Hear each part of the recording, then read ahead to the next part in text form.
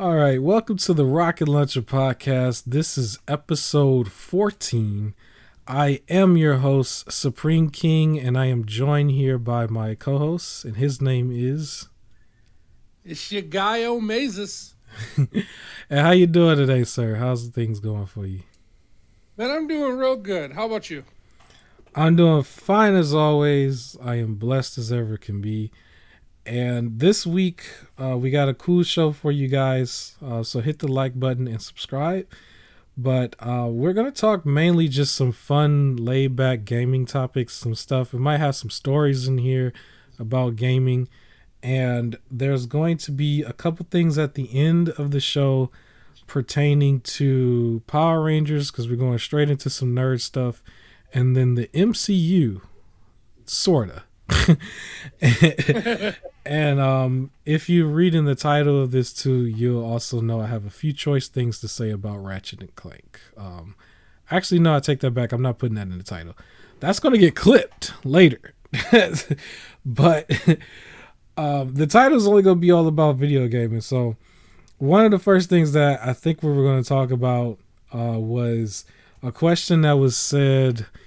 What video game ending lives rent-free in your head?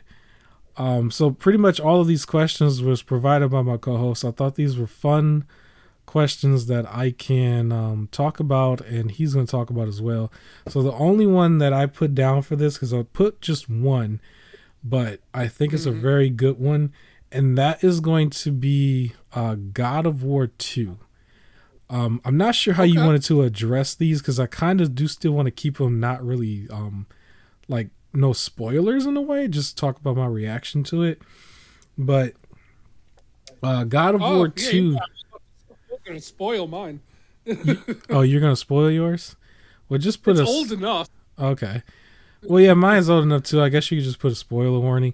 The only thing that I was going to really say about it is, because this is God of War 2, which originally came out on the PS2, but the reason why I would say it would live rent free in my head is because it was a game where the ending was so strong to this. I remember the timeline. I didn't have the PS3, but this was during the time the PS3 was also out, and it was still at that $600 price range. And I remember that God of War 2 ended so strongly that I knew I was going to wait for God of War 3 to come out on PS3. And that's when I was going to get God of War 3 and the PS3. And at that time frame, I barely was into gaming anymore. I kind of just stopped a little bit. Most of that generation, the PS3 and Xbox 360, I sort of took a break from gaming, but I knew I wanted to finish that story because they kind of left you on a cliffhanger, and it was like I was hooked, and I just thought the ending was just done so well. And it was one of the earlier instances, or how do you say it? Did I say that right? Early. It was one of the earlier times where, like, they was really doing their cinematic, like, you know how PlayStation's known for the cinematic kind of feel to it. That was one of the first times I was really like blown away by it, and it was so impactful that I had to play part 3 despite being pretty much done with gaming to an extent. And so what ended up happening was part 3 came out. By the time it came out, they also started having their slim PS3s where they cut the price in half back down to like $300. And that's when I got it. I got the PS3 and the God of War 3 and I believe GTA 4. And I was like half in, half out of gaming. I was one of those people who's your typical person who had a Call of Duty, who had a GTA, and then God of War was one of the big 5 for me. It's like I had to put God of War in there instead of like that, and then your typical other ones, NBA, Madden, that kind of thing. But God of War was one of them because I was just hooked on the story. It was so big of a thing to me. It felt bigger than gaming. it just felt like that. Like everything else, like gaming, you're having fun. That just felt like a movement. It felt big. It felt like MCU big before the MCU. So yeah, that one lives rent free in my head. I still remember like the build up and then the payoff with God of War 3. So yeah, how about you? So for me, it's an odd choice. I don't think anybody would ever pick this one. Yeah, Tron Evolution. yeah, that's very So very unique. You might be the only one who might say it. so I had the game Tron Evolution. It was a PS3 title, and I've been playing games for a long time, but for whatever reason, this is the ending that got me. So the game takes place in between the original Tron movie and that newer one that came out. Okay. The Tron movie. It takes place in between. And you play as this unknown new character. Right now, this new character has a very prominent role, but then he's nowhere to be seen in the new Tron movie. That should kind of let you know what's going to happen to him. And you know that's going to happen to him if you pay attention to like what's happening in there. You see the movie before playing this game. You know, like, he's not in there for a reason. But you go through the game, and I start getting attached to this character who doesn't speak. He's like in the Tron outfit, doesn't speak, is a pure code. But for whatever reason, I was just getting really attached to this character and just playing. And then there's just a point at the end of the game where he saves someone at the cost of him. But it happens so fast. Like it's just like a quick moment where something's about to fall, and he just runs, pushes, and then he gets smushed. Like it happens so fast, and I audibly scream like "no!" like while playing this game, and I didn't think I would do that. Like I've never had that much of a reaction out of games. Like I've felt things for a lot of games, but I've never like audibly just like out of nowhere like just scream. And it was for a non-talking protagonist. But I think it's because he was non-talking, you really put yourself into that role just to watch him go down. It was to go down. It wasn't even in like a major fight or a major battle. It was the last moment to save somebody. But because it happened so quick, it caught me completely off guard. Because I'm just watching a cutscene and it happens. And that's how they took him out. And that image, like just that scene and that feeling that I had at that scene, just like that lives in my head rent free. That's what's up. That's what's up. Yeah, so the God of War one for me, it kept me hooked to the point where after I was done with the PS3, I had stopped playing games for a while, but still had the PS3. And then eventually I met you. And then at that point, it inspired me to start buying games on the PS3 again. And that's when I picked up the, I remember one of them was WWE, not 2K12, but 12. And then I guess 2K13 was another one. And then there was like the Transformers series, the Batman series at the time. I was really starting to get back into it around that time. And so, yeah, that was, it was pretty cool time frame. Yeah. But, yeah, we got plenty more questions like that going forward. But I do want to move on to what you are watching on the screen. And so right. I'll keep this brief. It might seem a little controversial, maybe. Uh-oh. Already can. Ratchet and Clank Rift Apart. I feel like I need to address a few things in this game. I have the footage here. I did not want to make a formal video on this. This was not something I thought was going to be necessary because Ratchet and Clank is still an overall good game. It's actually still a game that I would recommend people playing. However, I remember there was always that talk about is something worth $70, blah, blah, blah. We done heard it so many times already. And then like the value, is it subjective? Yes, it's subjective. And it depends on what you call quality. I have to question the quality of this game a little bit.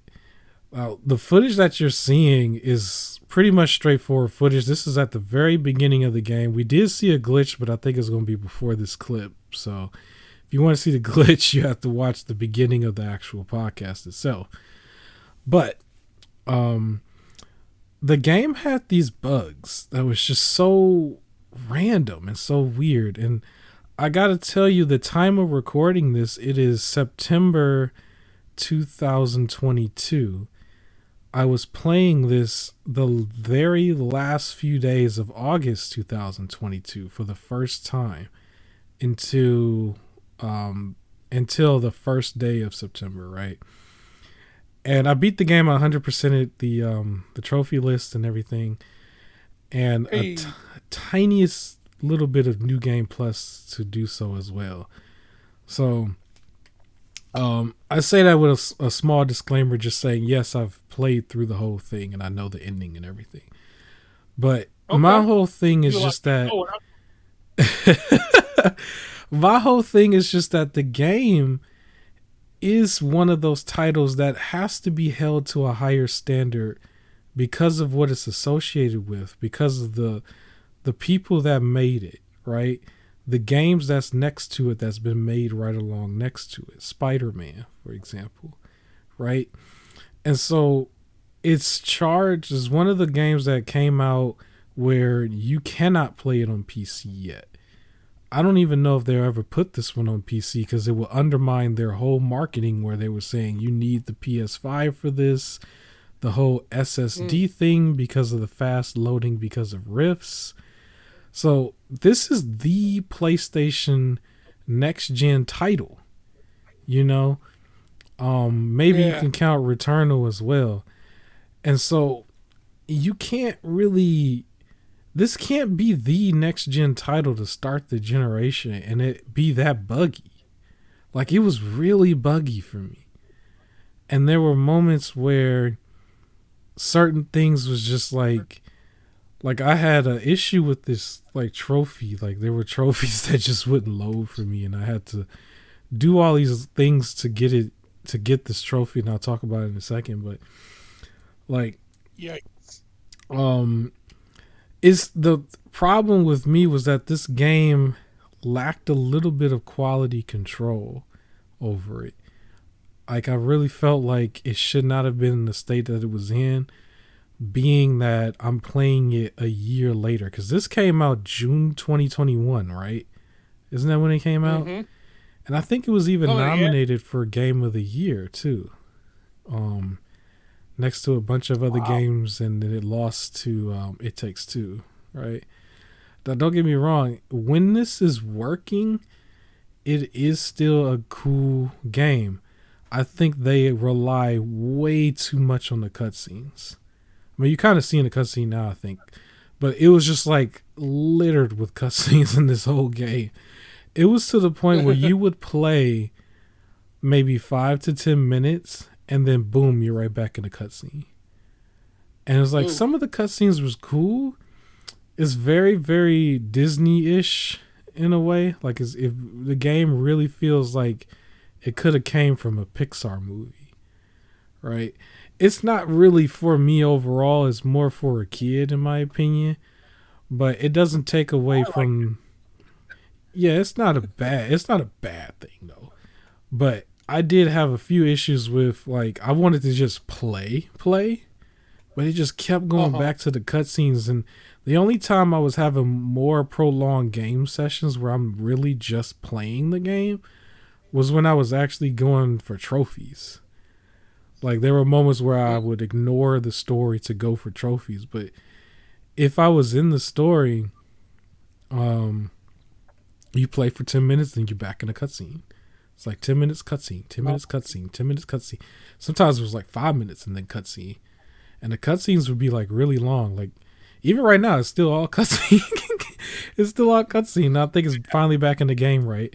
So, like you could watch this sequence right here. So, we're back in the game.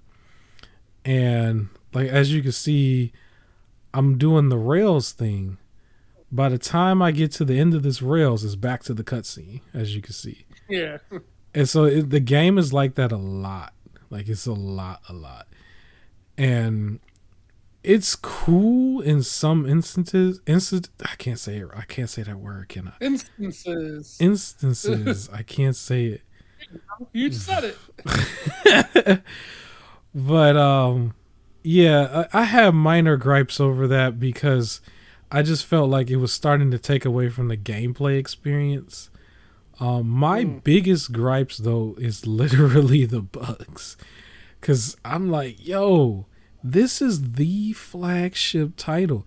Everything else is like upgraded PS4 titles, you know? And then there's like some titles that's not even first party. It's just like their deals that they've made with other companies. But then there was like, this is the one that was supposed to launch the next gen experience. And then I was running into game breaking bugs where one of them was in a boss fight where the boss simply just stopped moving and he just like froze, and I could shoot at him or I could stand there, nothing was happening. Like the world kind of was still moving, but he wasn't moving. And so then I had to restart the game basically from the last checkpoint, and that kind of like took me out of it a little bit. And then I remember the one time where I think I showed you some other footage too, from my cell phone, where this was later on in the game, so light spoilers. There's somebody you have to just save from like this octopus kind of thing that's trying to grab him, and he's being like hung like hung in like right in front of the octopus, and this thing is like trying to like grab at him or whatever, and he can't quite grab him. And you got to blow through all of these enemies in order to like get to the point where you can cut them down basically, right? But the enemies spawned inside of this tower sort of instead of next to you, and then you could see that they were shooting projectiles through the tower, almost like if the tower was like had a magical gun. And you can't really shoot them because they're in the tower or whatever. So you were never able to shoot them. And you would just, that was it. You had to stop and restart the game because they didn't spawn down. Now, I will admit that once you restart it, like it does sort of correct itself eventually and everything. So then I was able to beat that part. But it was just like, that was like immersion breaking experiences, you know? And right. So I almost said Crash. Ratchet and Clank, I just had to question the quality of this because it was supposed to be one of those better than everything exclusives. And I remember like the console war arguments around this game in 2021 where we were just holding it to such a high standard. And I'm like, this is the game that should have been patched to an extent, right? It should have been patched, and I got to get to that as well because I don't want to harp on the day one version of the game too much because I did have to reinstall it because there's a point in the game also, light spoilers here, but I don't know if you played all the way through this yet, but maybe you might be. Well, I haven't even started it, but yeah, you might. Spoil it. Well, you might want to be aware of this because apparently, so there are crystals in this game that you would hit, like big long crystals, and when you hit it, it will like take you into the other dimension or whatever, right? Similar to the whole Rifts thing, right? There's a board in this game where you're not aware of it, but if you did not hit every crystal before it triggers a certain cutscene, you will never get a certain trophy, right? And you can never go back. You have to actually restart the entire game. And yeah, there's games like that. I had found this out later, right? And I was like, there's no way I have to restart this, like, in order to get this trophy or keep going along. It's not like deep in the game. It's like right in the middle somewhere. So you would have to go through a whole lot more progress just to get to that point.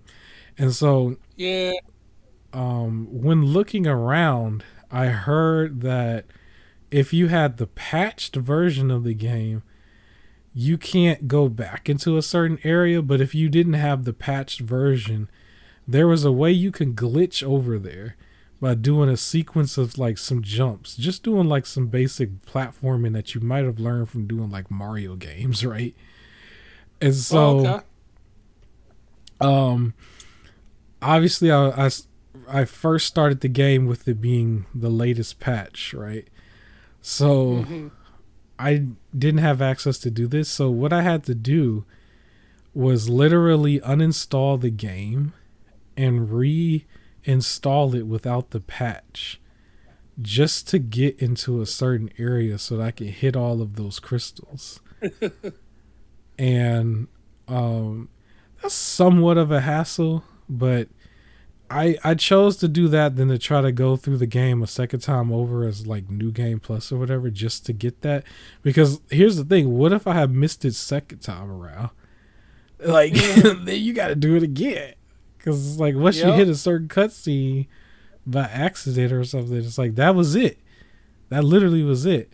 Manually save, because that would be the other option, is to save right before it and then just reload that. Yeah, from what I saw, I don't think you can like make copies of your save though. You can Oh, that's only unfortunate. you can only have like that one save file in that one spot.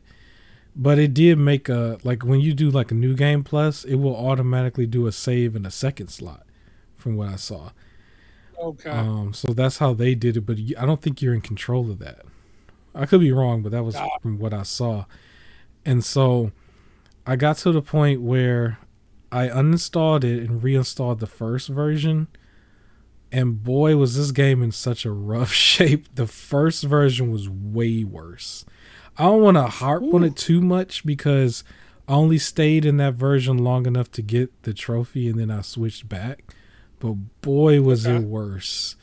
Because, like, this footage that you're seeing, the game is in performance RT mode, right?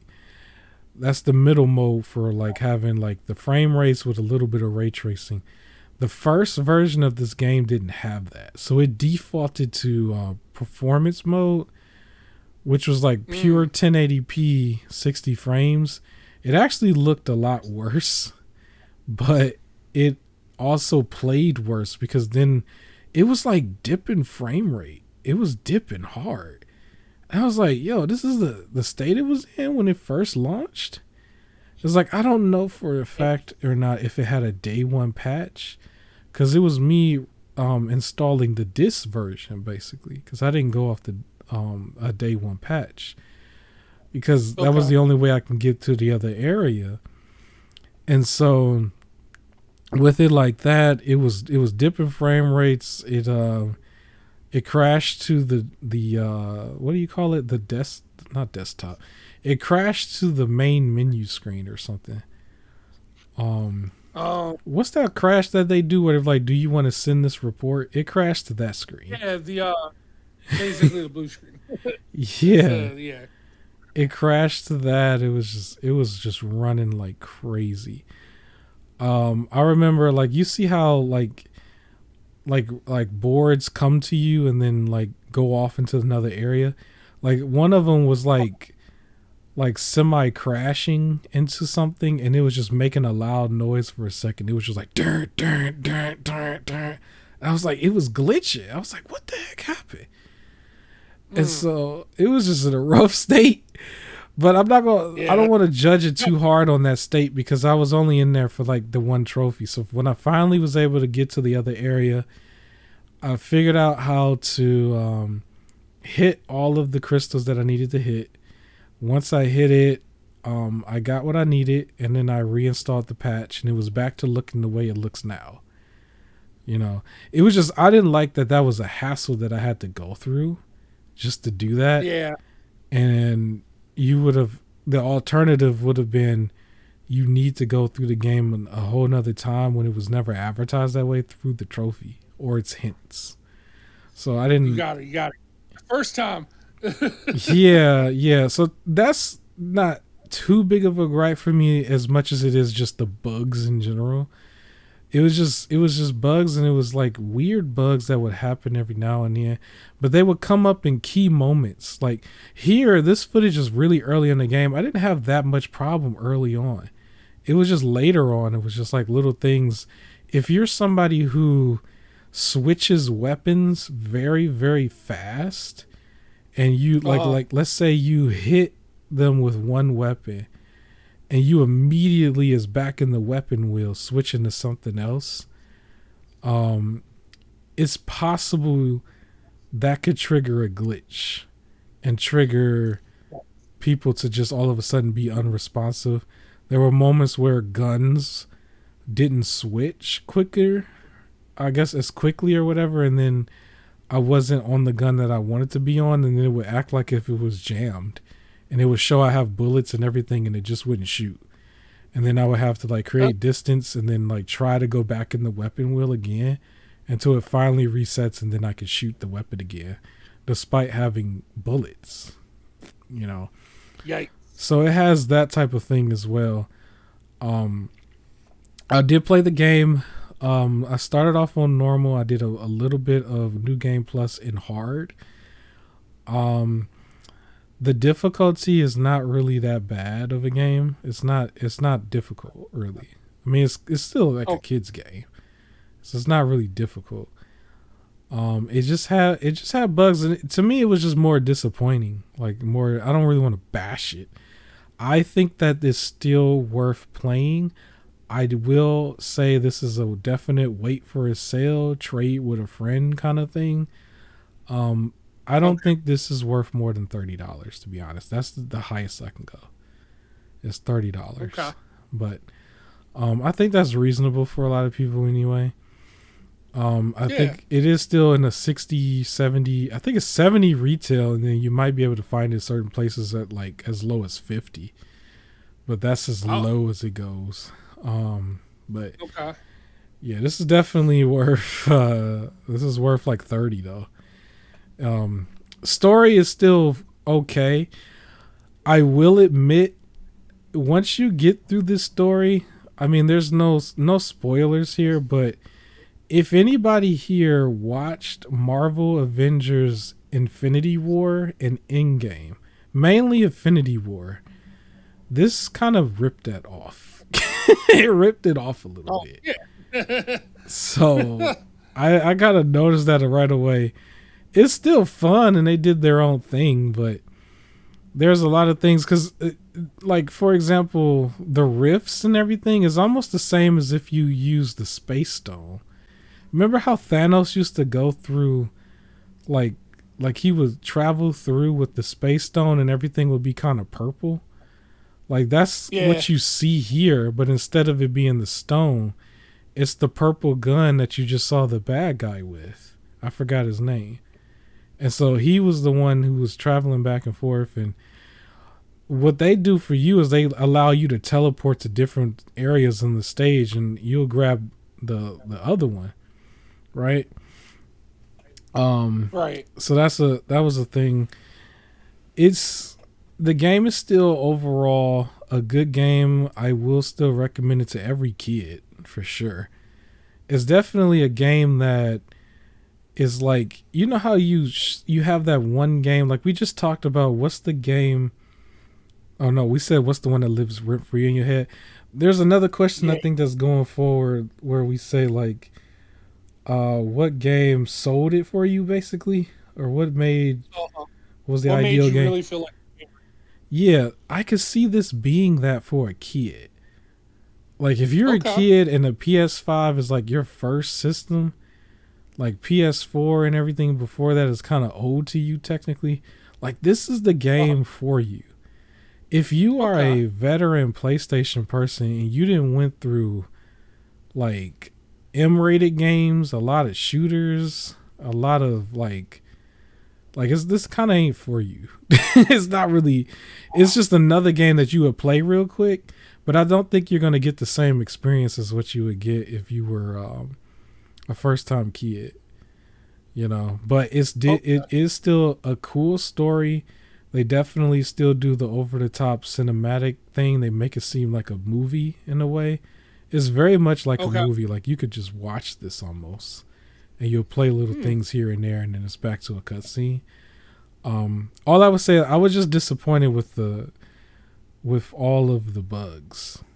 throughout it. It happens every now and then. It's not to the point where it's like cyberpunk, but it is some game breaking things there. So you just have to restart, you know. And then there's the trophy thing. There's one trophy in particular that I need to address, and then we can move on from Ratchet and Clank. All right. It's called return policy. So this is a trophy where you use a gun that I believe was called a void reactor, and it's a later on in weapon. Like you have to get it to its maxed out level, and what happens is in its reactor form. Before I say that, this is one of the the bosses that bugged out on me, but it bugged out on me on New Game Plus. I think here it was okay. But that footage that I showed you like earlier in the week, that was New Game Plus on hard. This is on normal, and I actually got through it without the bug. Well, another little complaint. Mm-hmm. This is a straight up boss fight in the first game. Yeah. And the one right before this, like in the Ratchet and Clank PS4, this is one of the boss fights where you have the robot standing there shooting the laser beam, and you have to flip over it and then shoot at him. This is a direct boss fight from the PS4 game. Well, I'll admit to you, they do this boss fight a lot in this game, actually. So I didn't know. So for more context, I actually didn't play the PS4 version yet.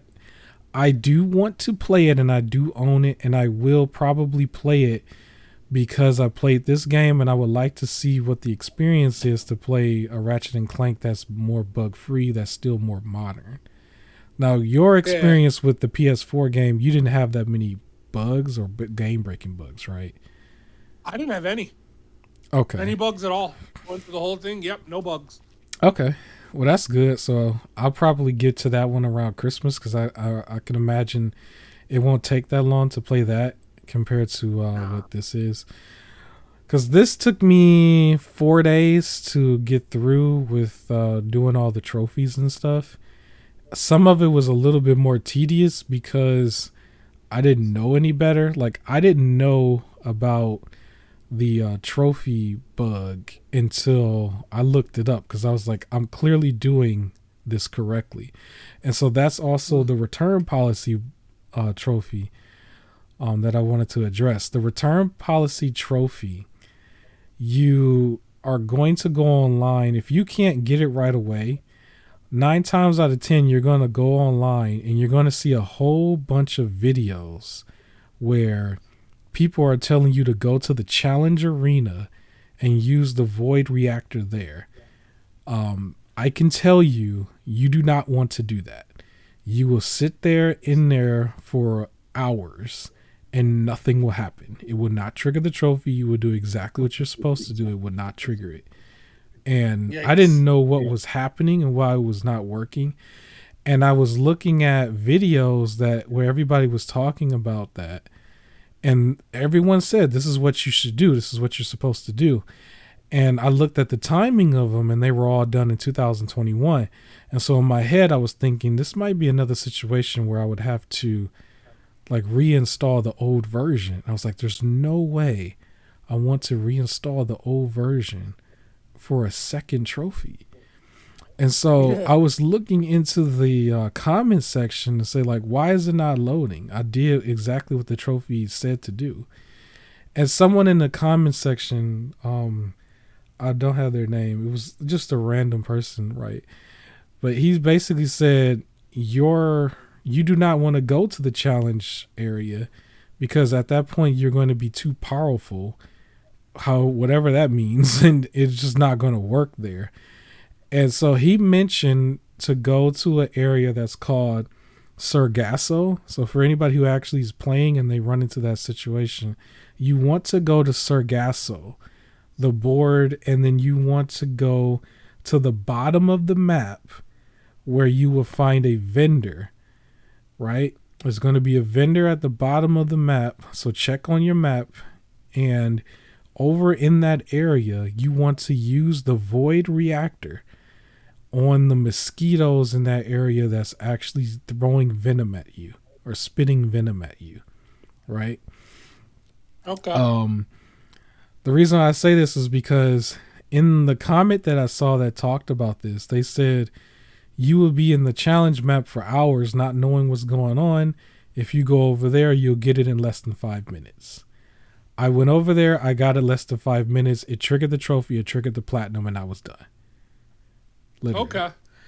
And so just remember, do not go to the challenge area. Go to Sargasso and go to the bottom of the map and find the vendor. When you find the vendor, there should be mosquitoes around the corner of that area on the map. For everybody who's listening to this, and you still do, so when they say max out your void reactor, you still kind of want to max it out. Just by using the weapon and paying for the upgrades with in-game purchases, you can max it out and then go to that area. You will get that trophy 9 times out of 10 for a lot of people. That was the trophy that kept them from getting the platinum. If you go to the trophy list, it says it's a bronze trophy, but it's literally only 16% of the people as of this recording that got that trophy, even though it was bronze. And then you'll see the platinum. It also says it's 16%, because that's the one trophy that kept people from getting the platinum. And I almost stopped, because you remember those other screenshots? I almost stopped before doing it. And then I just so happened to say, you know what, let me look in the comment sections and see what people are saying. And I'll go to the most recent ones to see if there was anything that came out. And I saw that. And to this day, I actually think no one says this in video format. So it's not much footage that you really need to show. It will be some spoilers. But all you need to go, because I'm going to put in the description, I'm going to put in the title, go to Sargasso and do the void reactor over there. You will get the trophy in 5 minutes. And then you'll probably get your platinum, because that was probably the only thing holding you back. Yeah. Okay. Other than that, I think that's all I really need to say. The trophy thing is the most important for anybody who is playing. For everybody else who hasn't gotten it yet, still play the game. It's still worth playing. But it's worth waiting for a sale, because it still has issues that it needs to be ironed out. And I don't know if it's really being talked about. So it's unfortunate, because I'm still a fan. I am a fan of Ratchet and Clank. I do want to see another game for Ratchet and Clank.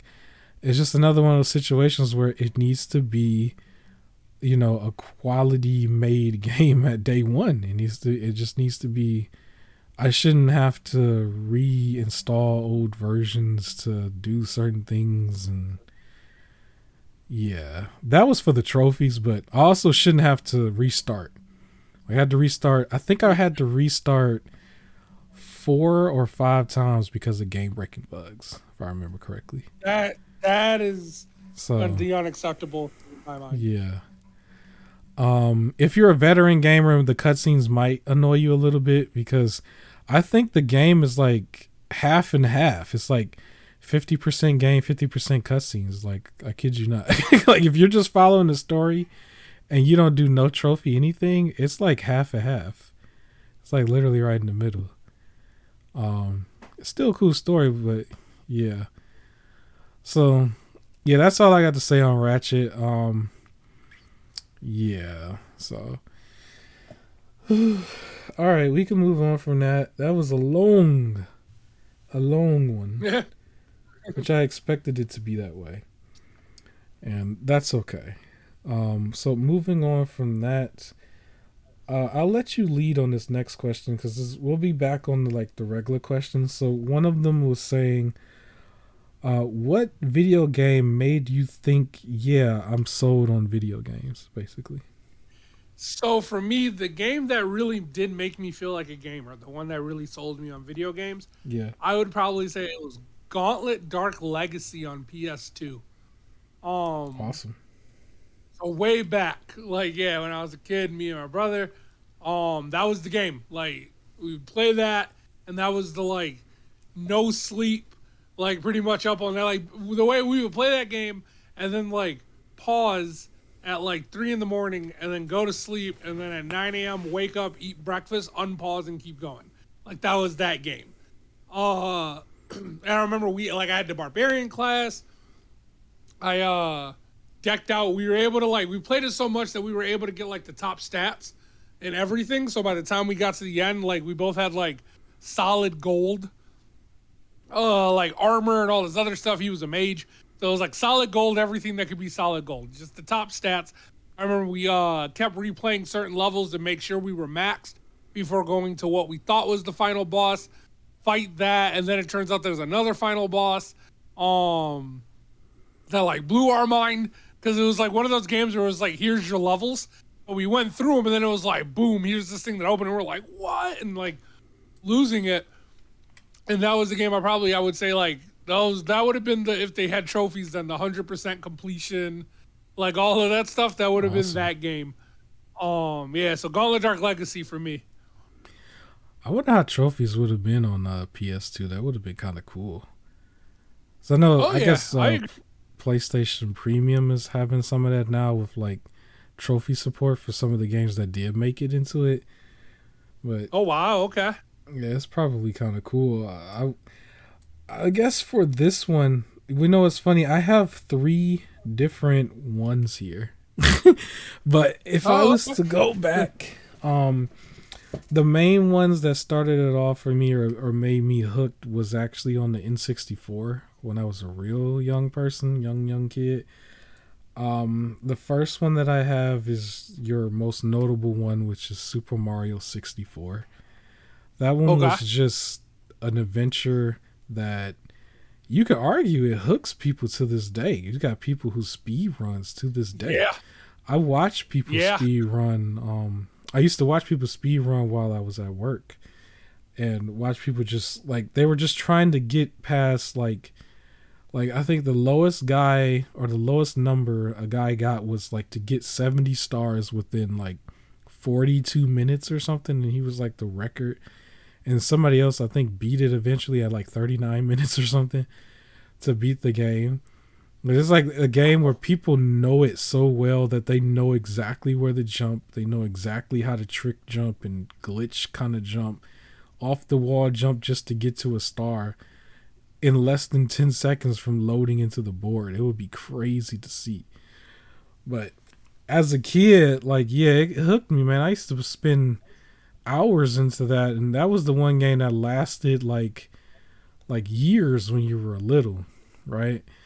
And the counterpoint to it would have to be WWE No Mercy, WWF No Mercy at the time, because I was big into wrestling. But I remember that game, I used to play it like, I remember SmackDown used to come out on Thursday nights back then, like in the Attitude Era. And I would play the game like fresh out of school all the way until the show would come on. And I would stop the game, watch the show, and then immediately go back into the game and like update outfits here and there for whoever wore different colors or something. And then like, you know, do the creative characters for other people and keep it going. And the game just was awesome. Like No Mercy was just that game. And so that was that era. And then that's a really good game. Yeah. I also have to throw this monkey wrench in there. I have to go recently with Last of Us. Last of Us, the PS4 remastered version. Because I remember I got the PS4 and I was back in as like a casual. And then I remember, I think I told you this before a long time ago. It was like, I also wanted to play like Resident Evil. But I remember being scared. I remember being scared to play it. I was like, oh, I'll never play that. That's scary. No way. And then for whatever reason, Last of Us was $10 and I just couldn't resist. I was like, it's $10 though. And then I had to think, I was like, why am I scared to play Resident Evil? But I got Last of Us and it's just sitting in a drawer and I never play it. And then I was just like, you know what? I'm going to pop it in. I popped it in and played it. I was hooked. I played all the way through it. I played a little bit more casually because I had to work and everything. So it took me like 3 weeks to 4 weeks or 5 weeks. I forgot.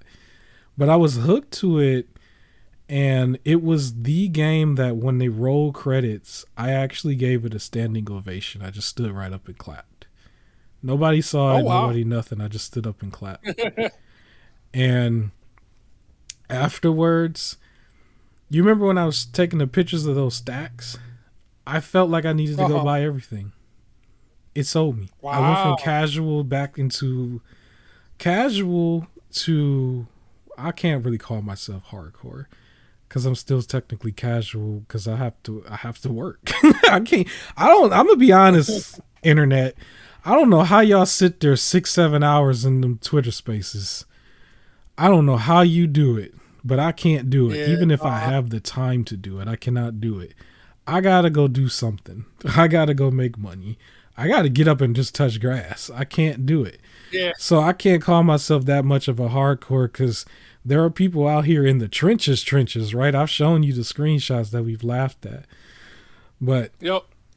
I will say, just as a gamer, Last of Us sold me, and that Black Friday, I snagged all the rest of the exclusives, and I went and got, if I was to name a few, Infamous Second Son, Days Gone, Persona 5 Royal recently, not back then, but all of the multi-plat big ones, because I was like half in, half out. Like I just wanted to play a few of them, and I wanted to have the systems. I had the Switch as well, like, and even on the Switch, it was like I just wanted Odyssey, but I was going back and getting stuff on the Switch as well. Like now I have a very big collection on Switch.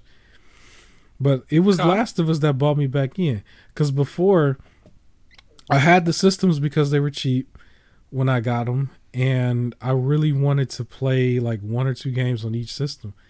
I was still that person who bought GTA. I bought let me see, and I bought God of War 2018. Right? It was almost, it's eerie. It's the same as the PS3 situation too, because that's kind of where I was with the PS3. It was like I wanted God of War and I wanted GTA. But I played Last of Us and the story was good. This was before they were trying to squeeze in every little politics and every little thing here and there. It was just purely the zombie game that had some emotion into it and some good gameplay. And then I just went and I bought all the stacks of stuff. I was buying every time something was under $20. I snagged it, whether it was digital or, physical. And then now I'm at the point where there's a whole YouTube channel. We have a whole podcast where we're co-oping all types of games all over the place. And, it transformed into all this other stuff. But it actually started with Last of Us 1. I have to admit it. I'll keep it frank. I'll keep it 100. So that's for recent. So WWE No Mercy's Super Mario 64 back in the day, if I want to say the earliest time. And then obviously the PlayStation 2 was a powerhouse at the time, right? Yeah. And then Last of Us right now. So yeah. So that's what I was saying. I can add 2 more. So since you had 3, I can add 2 more as well. So I have my Gauntlet Dark Legacy. I will also say, funny enough, Madden 2003. And I will put that one there because not only did that get me really that was a game that I was just going to play all the time, it's also what really got me into football. So up until that point, I was more of a basketball person. And then Madden 2003, I completely fell off on basketball. If you really wanted me to name a breakout star or a breakout team from 2005 to 2018 for basketball, I couldn't tell you. Honestly, because I fell off because it was football everything. Mm-hmm. I felt like Madden 2003 had one of the best soundtracks ever. In a game, it's what defined my rock music liking as a kid, along with a few other people as well, because it wasn't all rock that's on there, but to me that was that's now I remember I don't really use like Spotify or things like that. But when I do use Spotify, it's like if I just needed music on and I didn't have my iPod with me and I wanted to play some music, I'll go on to Spotify and I'll look up the Madden 2003 soundtrack and just let that play. Oh, Like that nice. I was always in the zone, and it's pretty much the game that I compare every Madden game to, and why I always feel like every Madden game has been worse because I feel like it does Nice. not live up to that. And then the third game, I can honestly probably say would be Pokemon Emerald, right? Like Okay. I'm a big Okay. Pokemon person, and that's the game that pulled me in. It was my first handheld game, my first Pokemon game, Okay. like all of that. I 'Cause think that's I going to was be the strictly next one console. for me now that I'm doing some Okay. retro stuff. But yeah. Nice. Yeah, Pokemon Emerald was my game. I felt like it was the right amount of challenge where I felt like I had to earn stuff. Um I loved Torchic. Like so this was even before I decided I would always get fire types. Even though that's where I was leaning. When I looked at the three starters, I was like, if this is realistic, my luck is I would be stuck with the little chicken. Like that was just what I thought. So I was like, I'm just gonna go with it. And then it ends up being Blaziken, one of the coolest Pokemon. I thought that had the coolest legendary in there, Rayquaza. Like that would probably be the game. That's the one that got me really into like RPGs and why I can sit there and play like the Digimon games or even South Park RPGs or Persona where I could just like turn based sit there do the battle and kind of repeat until your people level up so you can move on to the next part, and where most people on the outside looking in would be like you're kind of doing the same thing over and over, but like I would say Pokemon Emerald is what made my love for that. That I went back and got Fire Red and played Crystal and like kept playing from then on. It'd be Emerald. That's awesome. That's what's up. Yeah, Emerald is gonna be. I think that's the next one that I have to play after I finish Silver. I did slow down on Silver. Okay. I think I'm gonna pick Silver back up after this weekend. Labor All right. Day. I have a long weekend because of Labor Day, so Okay. yeah, I'm gonna pick it back up I gotta anyway. give a I gotta give a quick honorable mention to Tekken 3 Okay. as well. That was another top game for me. But I'm gonna save talking about that because I have a future eventual topic that we can bring up and I'll talk about my Tekken 3 thing then. Okay. Well, if you made it this far in the video, just hit the like button, subscribe, share this out with a friend. Thank you for watching. I do want to mention, I think we're going to be closer to the halfway point again, so I wanted to go over some games that are free by our Cool. unofficial sponsor that we're not sponsored by at all. But I like to mention them because it always reminds me to go back and look and claim the Yeah. games myself. So the games that I'm going to mention, I mentioned it last week because they showed a lot of uh, different variety of games where they were like way off into the future. And so this one is still good until it's two of them. They're still good until September 15th. Same games as last week. So one of them was the wine game where you're actually doing a wine simulator. And I went off into a whole tangent on that because I'm very interested in making my own wine in this simulator. So there's that, and then there was the Realm Royal Battle Pack or something like that, which I don't think is the game. I think it's just a battle pack for a game. So both of those are Okay. available until the 15th. And I also want to mention I do not know what's going past that because this is actually a pre-record because we both have some things we want to do next Yeah. week, which is actually this week that you're going to hear it. So we recorded ahead of time to keep this going for you guys. So please hit the like button and share this out. It does help, and we are greatly appreciated of it. But yeah, Epic Games. If you like free games, definitely get yourself an account on Epic Games Store, and you do not need to add any credit card information. Matter of fact, I did buy a couple things under there when they started giving out those like coupons where it's like $5 off or $10 off on something that's $15 or more. I did fall for some of those and bought a couple things, but for a very long period of time, I still had games on the Epic Store that I was able to claim and then play on PC despite never giving them a credit card. So it is 100% legit.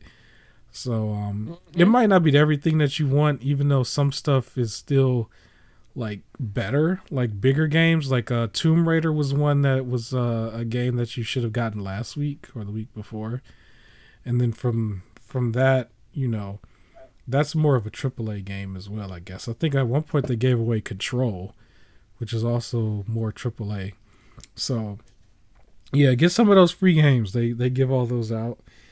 And other than that, I guess we can move on to the next topic, which is another one of our questions. So this one is, what 3 canceled games or games that are stuck in development do you want to still see being made?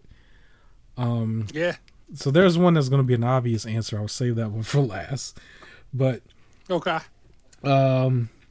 Here's my tongue-in-cheek one. I think we'll have the same last one as well. So when you say it as last, and then I'll start with that one too. Here's my tongue-in-cheek one. I'm going to mention Starfield. Okay. So yeah, I would like Starfield to get out of development because it's supposed to be one of the bigger games. But in all seriousness, I actually want to mention Metroid Prime 4. That was one that came up because I remember it doesn't really get talked about too much. Nintendo doesn't catch too much flack on this, but technically Metroid Prime has been in some crazy development. If you follow the story, it's not that much story that's being reported on it too much, but I believe it was scrapped twice and then revamped. Oh, wow. And in the middle of doing this, they were getting developers that they got from both Doom and Call of Duty to help on this. Like, if I'm on my understanding, maybe I got that wrong, but I think I remember hearing reports on that, and then they kind of just didn't say anything else no more. And then they randomly was like, well, we at least got Metroid Dread, and then everybody kind of shut up for a minute, which is fine. And so, yeah, Metroid Prime 4, I don't want to see get canceled. And then I had 3. So the second one is a funny one, which is, again, don't mention a game until you are confident with it. But I would say Star Wars KOTOR remake was the other one, because it's like, maybe it should have just never been mentioned to the public, because as quickly as they put it out there with that really like crazy CGI trailer that made it look dark and stuff, it was like immediately we just got the report like, yeah, we gotta cancel this. And I remember in the middle of that, they had like some developer that was like a woke developer or something. And she basically, I don't know if you remember that report, but she was like, she didn't even watch, or no, she didn't play the first KOTOR, and she didn't like Star Wars. I think she openly said that, and was like, there's time for a change in Star Wars. Why are you there? No, and go that was away. What she said. And so I don't know what happened with that, but that was like a brief report. It went dead, and then next thing you know, we hear that the development on this kind of just took a halt, and they ended up, firing some top people after seeing what they saw. And so I don't know what was going on, but there's a lot of stuff going on with that. So I'm not really, I just want to see it get made through because you announced it. But all I would say is going forward, stop announcing stuff that's in that type of state. That sounds like it's way too early on. Especially if you have to scrap the whole thing. That's way too early on. Yeah. So yeah, that's the KOTOR. The third one is the obvious one, which is going to be the Power Ranger game that was scrapped. Not too many people know about it, I guess, but there was a lot of pictures that came out, very nice detailed suits. It looked like they was going to cover like the first 6 or 7 seasons in this, and they were really putting some effort into it, and the next thing you know, it was scrapped. We didn't hear about it till years later. What's funny is me and my co-host talked about it throughout the entire time that I guess they were working on it, that we wanted to see it. And from the details of it, it sounded like it was going to be exactly what we wanted to see. And it got scrapped. So that is my real third game I want to see come through. Starfield especially is going to come through. I don't think they cannot afford to cancel that at this point. So that was the tongue-in-cheek one. I think if Nintendo canceled Metroid Prime, it would be a bad thing, but I think people would accept it a little bit more than Xbox canceling Starfield at this point. But the Power Ranger one is the one that's flat out canceled. Like, it don't sound like that has a chance of coming back, but I advocate for it. I've already made a video about it, and I want to see that one back. Yeah. But what are your 3 games? So my 3, I'll start with the Power Rangers AAA game. That was exactly what I wanted in the game. Even from a slight minor detail, it was just the Power Rangers with the Arkham Combat. That sold me right there. But then it was some of the other stuff that they brought up. It was like, this is exactly what I would have wanted in a game. And they just said, nah. And then I'm going to go with some older ones. Okay. So the second one was actually a game that if this would have been way older, like 2013 or 14, if it would have came out, it would have got me to get an Xbox, and that's Scalebound. Okay. So I don't know if you remember Scalebound. I've heard of it. But it was this game advertised. It was going to come out for Xbox and Microsoft Windows. Okay. But when it was announced, it was like basically you're this magic guy who's like psychically linked to a dragon, and you can fly the dragon, you can control the dragon. So you play in third person, doing your normal third person magic shooter stuff, but then you can switch to the dragon, in which case it becomes like first person. So you're like breathing fire as a dragon and all this other stuff, but then it leaves the human form of you like exposed. And if the human form of you dies, then the dragon dies. So it's like you got to use it at the right time. You can issue commands to the dragon, so you can just stay as the person. Like, it just seemed like this really cool game, and it was in development from like 2013 to 2017, and then they were just like, oh yeah, it's canceled. And just decided not to do it, and that was like a game a lot of people were looking forward to from the Xbox. Like, I remember when that was first advertised, that was being considered like the PlayStation killer. Like, that was going to be the one that took PlayStation out. This was going to be the one that made Xbox better than everything. I think advertisements need to stop doing that. Yeah. It was, but that's also what people said. Like, people were saying, like, this is it. Like, PlayStation will have nothing like this. Like, this is great. And it was like, you get to be a dragon. And then it just never came out. And I just legit thought, like, it was like when they first announced this, because when it was first announced, it was like 360 era. And I was like, well, dang, I'm going to have to go buy a 360. I didn't know it was also coming to PC at the time. All I heard was like, it was going to be an Xbox exclusive. So I was like, yeah, I might have to go ahead and get a 360. So I started looking at what other games I might want for Xbox as well. And I held off. I remember I was at a friend's house and I played Soul Calibur, and they had an Xbox. So I was going to get Soul Calibur, and I was like, no, I'll wait till I get an Xbox and just play it on there with Scalebound. Like, that was going to be the system seller for me. And it didn't come out. Yeah, that's unfortunate.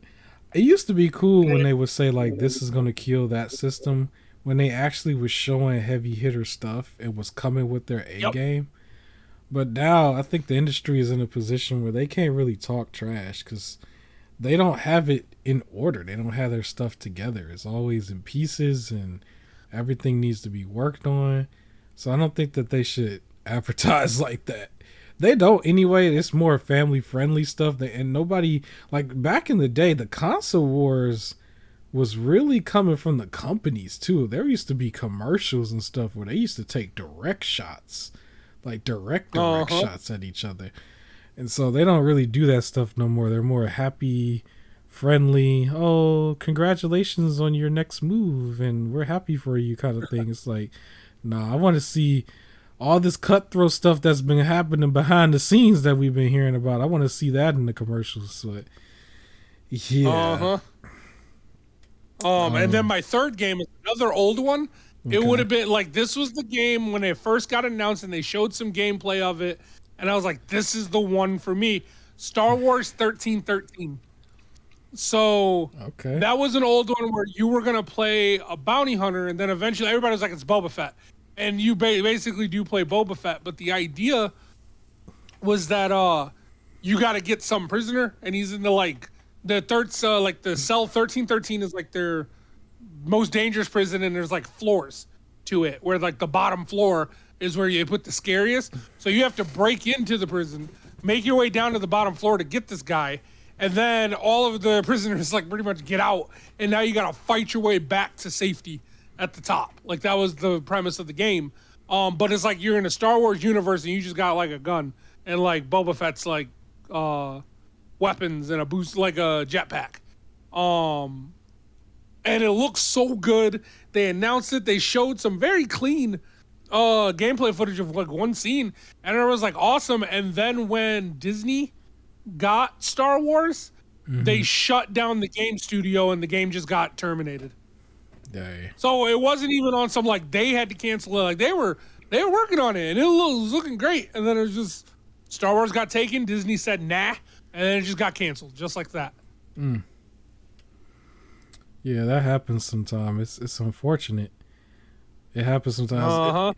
You know what it reminds me of? That reminds me of when Hasbro had rights to Transformers and then just randomly delisted the Hasbro, or delisted the Transformer games War on Cybertron and Fall of Cybertron, which were like the best Transformer games. And they just delisted them just because. They were. If anybody listening, if you didn't play those, I mean, it sucks to try and find a mom and pop shop with them, but like those were the best Transformers games, hands down. If you have access, so anybody listen, if you have access to a decent PC, it doesn't even have to be that good because those games are old.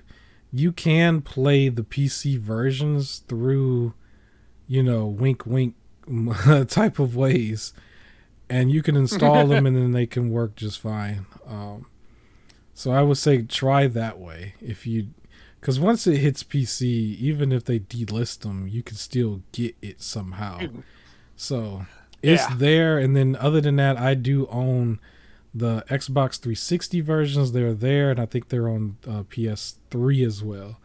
So you can get them that way. But if you don't want to get old systems, or if you don't want to pull it out or anything, you can find a PC version. I will say War on Cybertron, you will need to get a button remapper. But Fall of Cybertron, you can play with any controller if you didn't want to play mouse and keyboard. Yeah. Okay. So we have one more of those type of questions. I actually want to move away from that real quick, and I want to address this early right now, I guess. So I mentioned before all the time when it comes to the podcast, I don't usually mention it this early, but I think we are going to go early. So Power Rangers has a new season. So what's the name of their season? The current one or the next one? The next one is going to come out, I guess. Cosmic Fury. Yeah, Cosmic Fury. The suits don't look that bad. It looked like they had a whole bunch of different Rangers too. I don't think that was finalized as those being the suits. Oh, it's not finalized? It's beta or something? Everyone thinks it is. Yeah, it might be because so a lot of times Power Rangers pulls from the Super Sentai footage. Okay. And there was one season that was based on the Zodiac. So there was like how many? 12 Zodiac symbols. So there's 12 Yeah, Rangers. it was a lot of them. The gold one has like the Libra symbol, like the scales of justice, whatever, on his mask. Like that's how they did it. They were all based on Zodiac stuff. So that's what everyone thinks it's going to be. However, there has been reports and rumors that they said once they moved on with their new director guy and they're like getting money and putting all in, that they're going to start breaking away from Super Sentai and really doing their own thing. So they might be redesigning this all on their own instead of pulling Super Sentai footage. Yeah, and I also would like for them to go dark with it. Go ahead and do some PG-13 rated R stuff. I know that's probably not going to happen. But it needs to... I mean, how old is the original Power Ranger fans at this point? Like, this junk came out in like 94. Like, I think everybody else has moved on to stuff like Breaking Bad, Game of Thrones, the MCU especially. So I think they've seen the drop of blood in a movie or two. So we would like to see Power Rangers get a much more mature showing. You could do 2 parallel ones. If you can have Winnie the Pooh and then Winnie the Pooh do some crazy horror stuff too, you know, or a Chucky movie and a Chucky TV series, you could do that with Power Rangers too and give the adult fans what they want. Again, I heard that was like a plan, I guess, being thrown around. That says like they basically did the Kevin Feige thing. They have a guy in charge who's supposed to be building this universe and like everything. And one of the things he said is he wanted to do one that was a little more adult oriented and one that stays like super kid friendly. Yeah. I don't know if like they're, because originally it sounded like because they were going to have a deal between Netflix and Nickelodeon. So they're going to have like Nickelodeon be the kid friendly one and Netflix be the more adult one. But then I think they lost their thing with Nickelodeon, so they're only on Netflix or something. Gosh. I don't know. I don't know if that ruined plans or anything. They should throw one on YouTube, and it should be fair game on YouTube. They should. I mean, there are ones on YouTube. It's just they're fan made, but they could easily put some money behind some of them. Put some money behind. There's ones like Power Rangers Unworthy that put in that work. It was like just fund them a little so they can like produce faster. Yeah. And problem solved. But the Cosmic. So one other interesting thing about the Cosmic Fury, the Dino Fury cast are the Rangers for the next one as well. Oh, that's so cool. They're doing something like what Mighty Morphin to Zeo, where they were able to, like, you know, they left, they got new suits and everything like that. That's what they're doing here. So it seems this is like the first time in a long time that like they carry on to the next season, so it's season 3 technically, and like with new suits and everything. So it's season 3 doing that. So that's what they're doing and continuing the story elsewhere. Okay. All right. Yep. I think another thing. So I wanted to also mention for Power Rangers. I mentioned before that I did order the Megazord, not the $400 one, not the Flame Toy one, but the one that is like a Hasbro like premium edition one. It's called the Zord Ascension Project. And so in America, in the US, it has been delayed twice. And apparently, I don't know if it's exactly the reason for the delays, but there has been some defective ones that have been going out in the UK, I believe. It's not too many, but there are some where there are maybe some defects in like what they're putting out. And I don't know. I'm really hoping that that's not why it was delayed, but if it is, they could delay it to Christmas. They could delay it to Christmas. I know it would suck, but I don't want no defective product. You can go ahead and straight delay that to Christmas. I'll be okay. I'll live. But it was supposed to come out in the beginning of August. So you'll see probably even on YouTube, the people who are able to make videos on this, they got theirs first because they live outside the U.S. The U.S. got theirs pushed back to September 1st initially. And then instead of getting a email saying yours is ready to ship, I got an email saying mine has been delayed again to September 15th. And so I looked around, and that's actually the same across the board. It's even on their website where it's like they're all being delayed into September 15th. So I don't know if they just didn't have enough printed, or it really was a hardware defect or something, and they were just trying to make sure they have it fixed before sending another bunch out. But if it is, I mean, delay it till Thanksgiving, delay it to Black Friday, delay it. Delay it. I don't want to see, because I'm a huge fan of Transformer type figures and stuff. I like to fidget with them, you know. And that one's a pretty penny. You know, I'm already feeling like I'm overpaying for it. The last thing I need is to see some of the stuff I saw where people will snap a piece off, or something is just like missing or bent or whatever. Like, I don't want to see nothing like that. So, yeah, just delay it if you need to. It's a little disappointing, but I mean, how many versions of the original Megazord is it out at this point? I already own the $40 one too. I would have to go dig it out of storage. But if I really just felt the need to like fidget around with one, I would rather go take that out of his package right now and fidget around with that than to have the premium one come and have something, you know, messed up about it. So definitely understand that. But officially, sure, it's delayed until the 15th. So by the time this recording goes out, I should be getting it that week afterwards. Okay. And then I would like to give a first impressions after that. And it might show up in the background of a video or two. Who knows? But yeah, so that's the updated news on that. And other than that, I guess we can move on, because there's one more topic before our final question here that I think might take a little bit more time. And that is not really gaming related, but it might affect the games later on. But the Marvel Universe is having some talks going on right now. I think we could probably keep it brief, but I don't think a lot of people are too happy with, I guess, She-Hulk.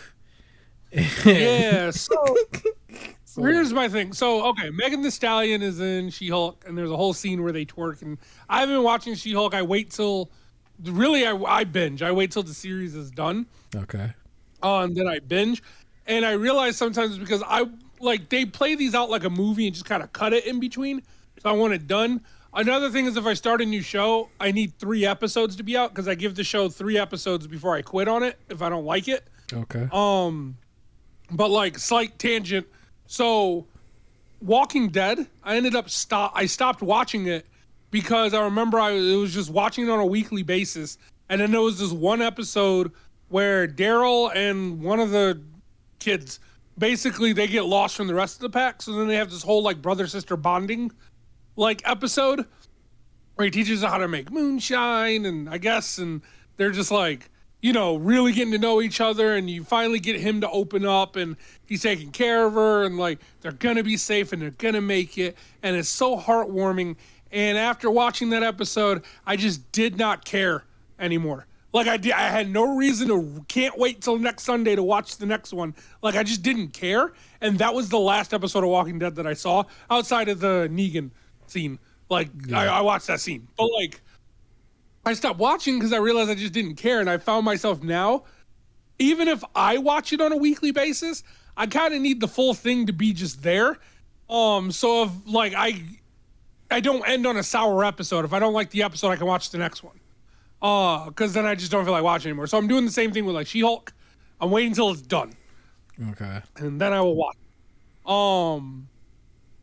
And so some of the people I know, they got mad because Meg Thee Stallion's in there. My thing, I wasn't too mad. Meg Thee Stallion is a nerd. I just thought it was funny. In general, like, I thought it was funny too. It was a weird choice, but like, she is a nerd. Like, she got put on the cover of a magazine, like one of the magazines that like rappers get put on the cover of. Yeah. And for no reason at all, she decided to do a cosplay of one of the characters from My Hero Academia. Is the cover art. When she did a concert over, I think in Japan, she dressed like Sailor Moon. She's frequently dressed like Bulma in several things. Like even for the Double XL freshman cipher and everything, she had the blue hair and the pink jumpsuit, like she was doing a Bulma cosplay. Like she is an anime nerd. Okay. And even though I don't like, super subscribe to these, even in terms of like the whole representation stuff that people talk about, what's nice is I've been meeting like, cause when I do work with like kids and things like that at different programs and whatever, there's a lot more of your like, I guess, stereotype of like a city girl and things like that. Who, like I met one who's stereotype of a city girl and fluent in Japanese. And it's just like there's more like nerd is broadening out. So being able to see like someone like Megan Thee Stallion, and it's like, oh yeah, she's also a nerd and proud to be one, like is nice for people. It lets them know it's okay to be a nerd and all that other stuff. With that said, I don't know what Marvel's doing. So yeah, what I mean by that is they'll do stuff like this. And I'm not saying it doesn't belong in the show. What I'm saying is if this is the direction that you're making the show, then that clearly says, okay, there is a target audience for your show. Mm-hmm. So then if only the target audience watches the show, that's a small amount of people for that specific target audience.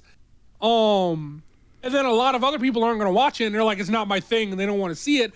Now they're labeled this, that, and the other because they don't want to watch it, and you're being told, you're back, why don't you want to watch this? You watch Loki. Why don't you want to? And it's like, because Loki didn't pander to one crowd. Like that's, I think, and that's where I'm losing certain things from Marvel, where it's like, you made all these things that were like for everyone, and then when you make something that's kind of more targeted towards a specific crowd, and that crowd loves it, the other crowds that it's not targeted for don't care for it, and all of a sudden they're the bad guys because it didn't do well. And it's like, well, no, you didn't make it for them. So like when you see things like this happening in She-Hulk, and then the advertisements show her trying to go dating while being green and things like that, it's like, okay, you made the show targeted more towards women. Cool. Yeah. If that's what you wanted to make your thing. So then women will watch it, hopefully. But the women who don't want to see women targeted things, and then the men who don't want to see that stuff, don't watch it. So then it doesn't do well. And then you go, why didn't you watch it? And they're like, because I'm not into that type of stuff. All of a sudden, now they're sexist. And it's like, come on. Like, really, no, you just didn't make something for everyone. Like, you made it target and then got mad that it only affected those that it was targeted for. And that's what it feels like Marvel's doing a lot of. Yeah, my whole thing is just, how do you have this type of thing you're doing coming? Now, I'll give more context. I stopped watching at Endgame.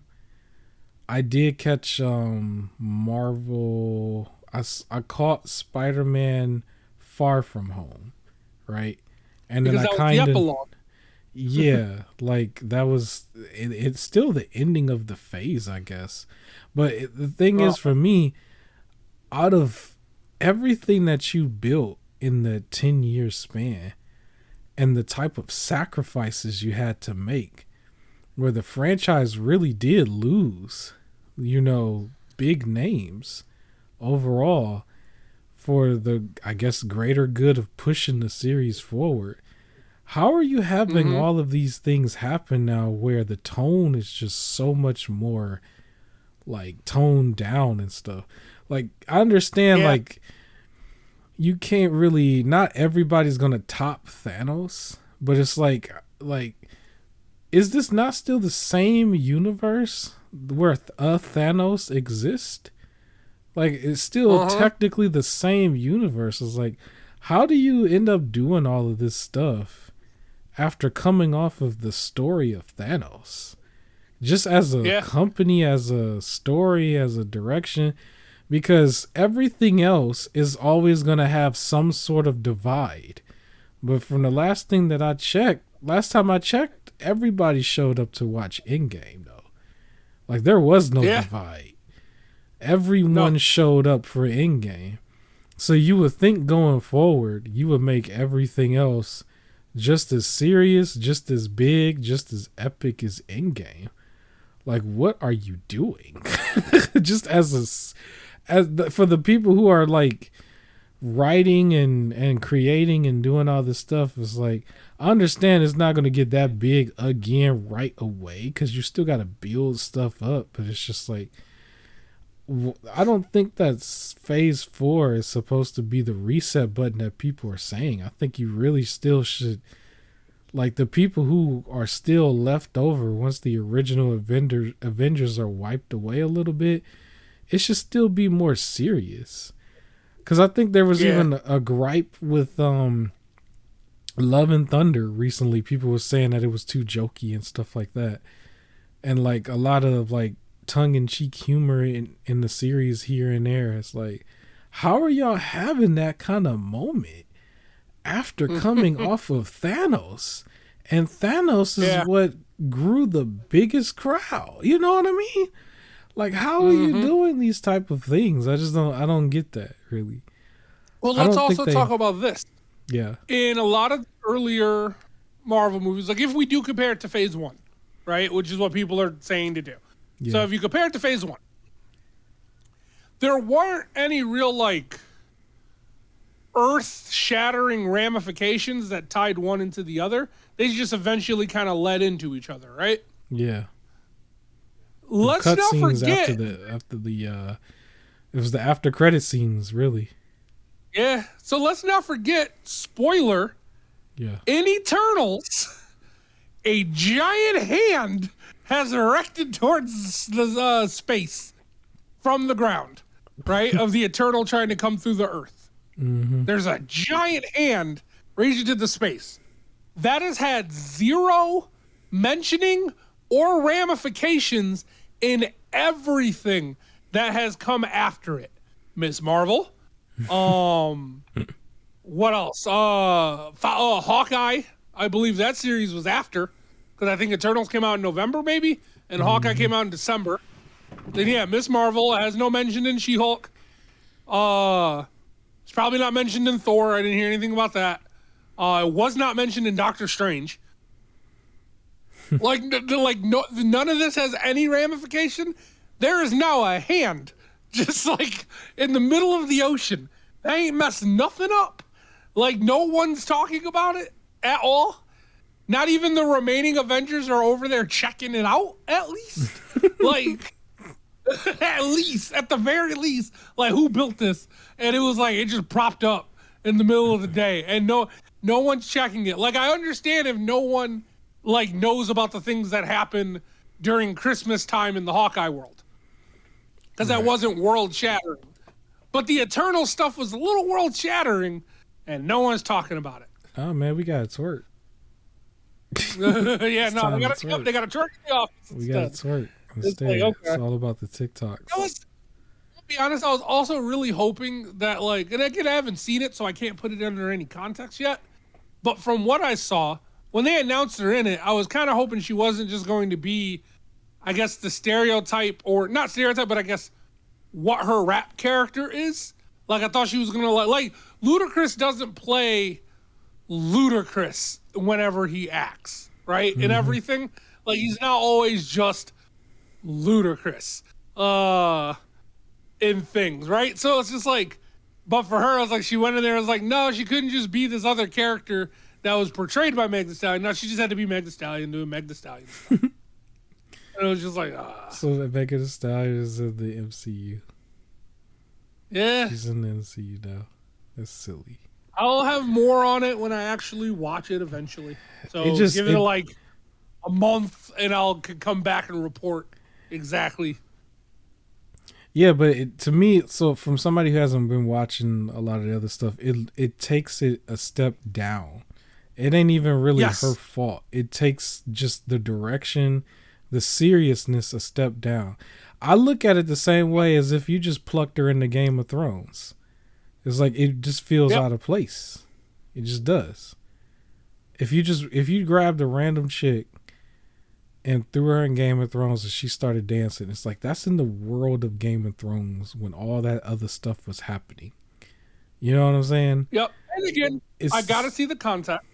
But like, and I guess as you put it too, it's like, it's not her fault, and it's like, I want to make that clear that I'm not upset that she's in it at all. I know some people probably were, and I'm not upset that she's in it at all. It's just what they're having her do. It's the writing. It's really just weird. Let's give more context. Here's the difference, though. We put Sasha Banks in The Mandalorian, right? Sasha Banks didn't go in The Mandalorian and act like she was the boss. You know what I'm saying? That's what I... Yes. She wasn't the boss. Perfect example. Yes. That's exactly right. Perfect example. Yeah. She was a bounty hunter doing bounty hunter stuff. Why couldn't Meg Thee Stallion, whatever her role is, which it looks like she's either like a lawyer as well or something like that, why couldn't she be that? Unless Meg Thee Stallion is Meg Thee Stallion in here. Which I don't think she is. She's in the MCU, but it sounds like they have a character for her. This might get me canceled. Yeah, go ahead. This might actually get me canceled, though, because I'll have to say this actually hurts her. This hurts Megan Thee Stallion. You think so? Because it makes it look like she don't know how to do nothing else. You didn't grab her to go play a serious role in a series that has serious roles. You grabbed her and told her to dance. Yeah, and that's another thing. Even if the series wasn't like serious, right? Yeah. Like for example, the Suicide Squad. With everybody that they pulled there, it wasn't a serious movie. Pretty much for most of it, except for like one scene. Yeah. And it didn't need to be a serious movie. And maybe this is not supposed to be a serious TV series. Like maybe it's supposed to be a comedy TV series. But why did she have to just be like the rap her? Like that's like you were saying, it's like do something else. Like you said with Sasha Banks. She wasn't just the boss because that's all she can do. She showed what she can do. And she did great, and now people want her back. Same thing, like I said, with Ludacris. He can play not Ludacris. He can be the role they want her to be, but it feels like for her, they're just like, no, you know what you be doing on stage? That's all you are. That is all you are. They turned her into a one-trick pony almost, in a way. That's how it looks.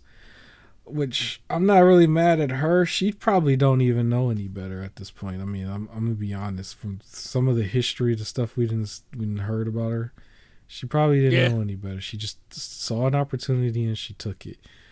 But which I mean, Marvel, shoot, if they offered me a role in the MCU, I would take it. Dance. Go up there and just like do the Carlton. I would be the person dancing in the front, like, yeah, this is what I'm known for. Like, I do it. Yeah, I questioned MCU directly because I'm like, yo, this is in the same space where you just had a Thanos. Yeah. I favor the seriousness of MCU. I favor the Snyder cut over the other version of. You would have wanted DC because DC is a serious one. So.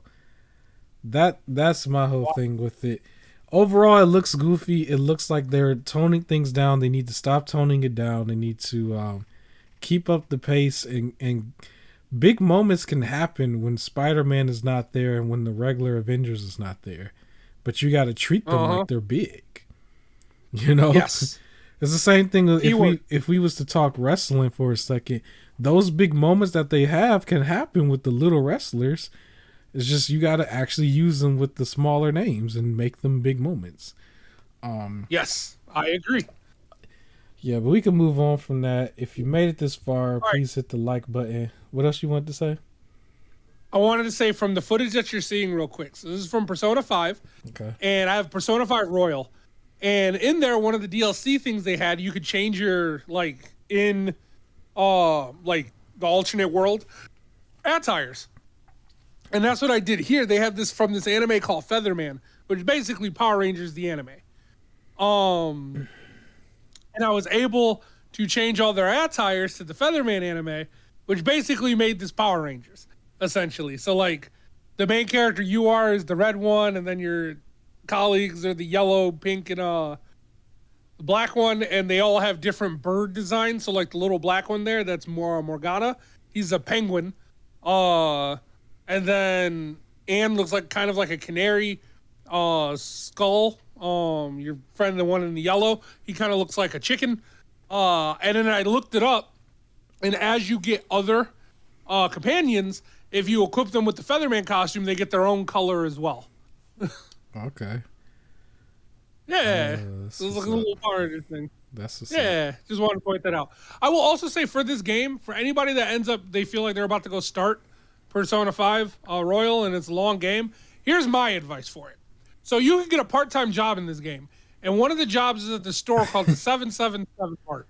And they have a thing where you get extra money and extra, like, because it builds charm as you work at the store, because you're working the cash register. You get extra money, extra charm, and all of that if you work on days that end in a 7. Yet for some reason in this game, they keep lining up unavoidable, I guess because I'm doing things at the wrong time. Mm-hmm. And it has to do with the time I entered this castle. Because of the day I chose to do it, it keeps lining up unskippable story missions on days that end in a 7, so I can't work and get the extra.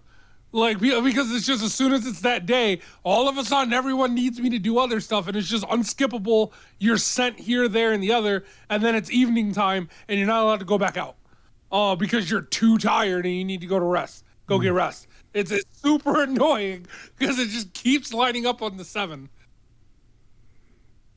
That's it. That's my rant. This actually does kind of look Power Ranger-ish in a way. Nah, looking at it. It does. I didn't even know about the costume because I pretty much just kept them in their regular costumes because that was kind of their identity. Yeah.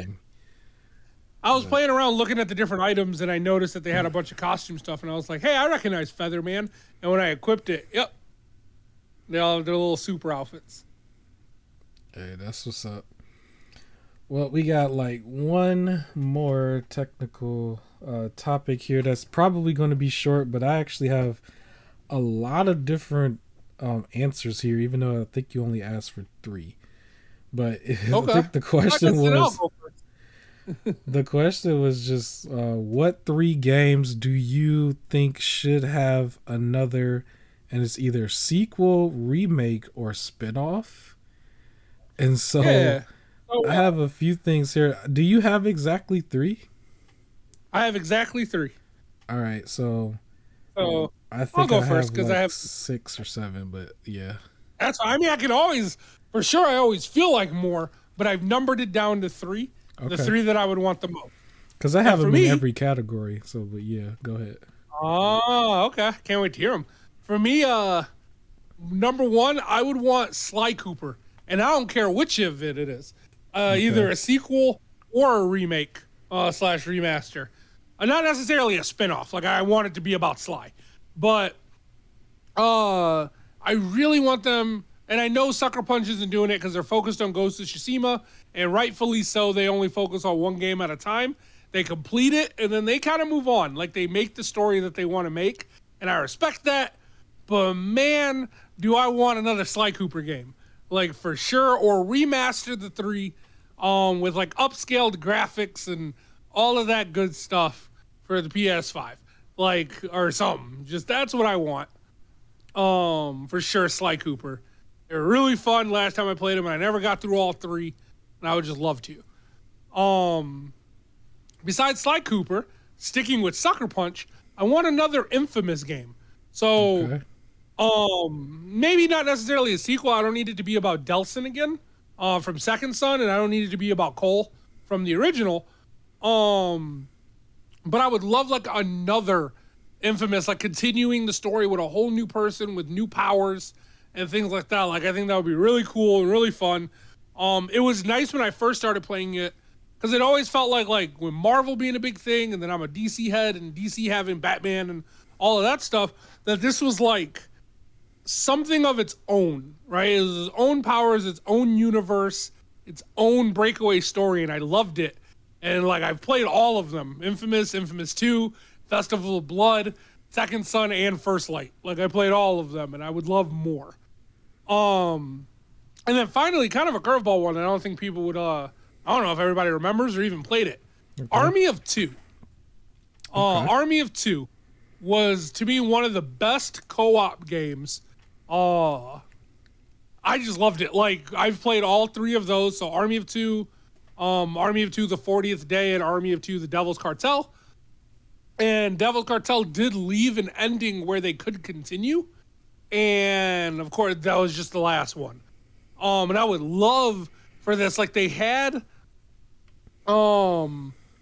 like it was like either you had a human partner or an AI partner, and there was missions where you would work together, or you two get separated, and like you'll have a mission where like one person is like up close sneaking their way through while the other person's on an opposite building sniping for them. Or they used to have this thing where one person can sit undercover and just like shoot their gun above and go aggro, while the other person can sneak around and none of the enemies are paying attention to them because they're shooting at where the bullets are coming from. So you can sneak around with your knife and take people out.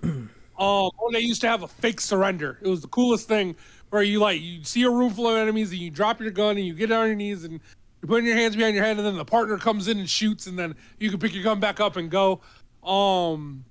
It had all these really cool co-op mechanics. It was a very like bro game. I didn't feel like the AI was that dumb. It did what I needed it to do. Okay. Especially if you play it from the beginning with the AI. Because if you go later on, it'll just do what it wants. It'll just run in and start shooting. But like, I always like approach things carefully. The AI naturally approached things carefully with me. Or like it would lead and I would play the support and things like that. So it was just, I felt like it was a really cool game. So that's one that I would love to come back. Okay. All right. So for me, I wrote down a lot of stuff because I technically have a fourth category here that I'll save for very, very last. But so I'll start with the spin-offs, and then I'll do remakes, and then the sequel. I actually have one sequel. But for spin-offs, I would like to see... It's maybe I could say this is a little bit tongue-in-cheek because it's not really... I just want to see something like this, but just like how they did Maneater, the game with the shark, I would like to see that with the alligator. So I would like to see an alligator game. So I don't know. It doesn't have to be a spin-off of what was going on, but just an alligator instead of the shark. And there were alligators in the shark game, so I'm sure they can reverse that around or maybe do something different.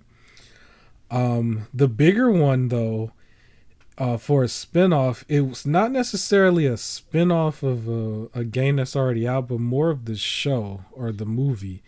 I want to see a Marvel Avengers game, but you play Thanos and you're trying to assemble the gauntlet, and at the end of the game, you do the snap, basically.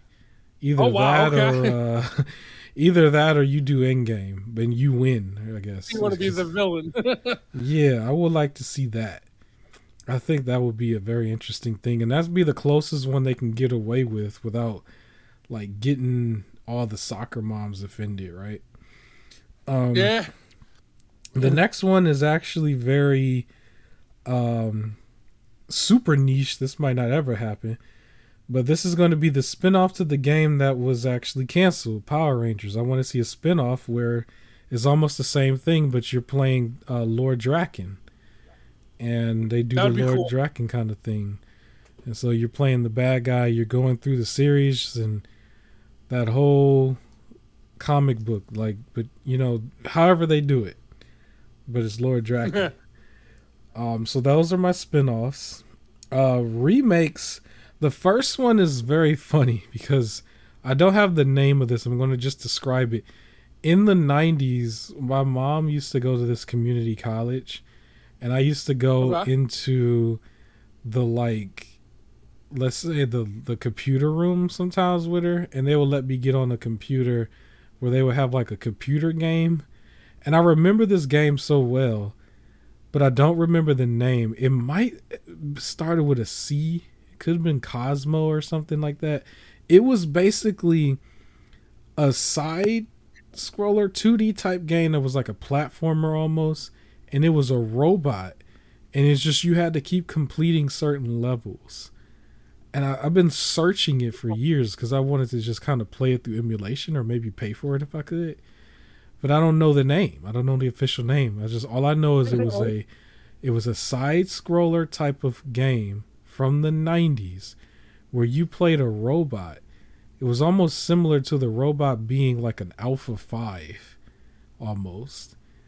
and he was just doing like platforming puzzle kind of things to get to the next level. And I just remembered it because that was like one of the only games where I played it where you played with the keyboard. I've never done that before or after, because I don't play PC games like that. But I played with the keyboard only. I don't even think you used the mouse for that one. It was just left, down, upright, and space to like jump, I guess. And so came out in the '90s. That's all I know, and I've been trying to figure it out. I would recognize it right away if I saw screenshots, but so I don't have the name for that. But the next ones would be for a remake, Banjo Kazooie. I don't necessarily. Maybe you could call it a sequel. Maybe that can go under the sequel. I think that Xbox needs this more than anything. This is going to be another platformer, but it has a name already because of how it basically came back with Nintendo on Smash Brothers and stuff. But I think Banjo deserves to have his own full game, and it would benefit Xbox by making this game and then finally strong arming it into an exclusive. If they let it go to Nintendo, then it's like, what are you doing? You still don't have an exclusive now. But I would like to see it. I know a lot of people like Xbox is always being known. People keep saying like, oh, it's only a shooter box. Don't nobody want to see nothing else over there. It's like now you have a chance to like start building other names. And so I would like to see Banjo where they don't have that stupid thing at the very end where it's a test.